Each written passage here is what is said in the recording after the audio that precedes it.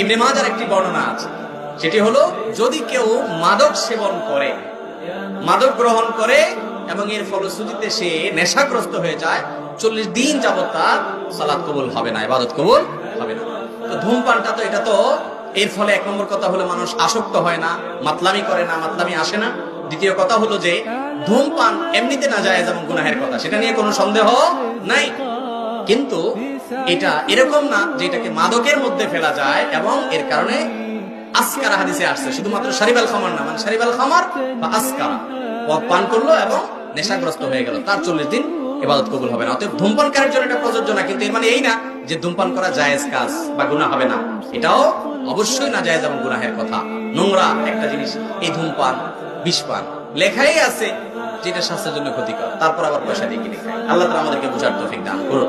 এই নোংরা জিনিস খাওয়া যাবে না ভাইরা।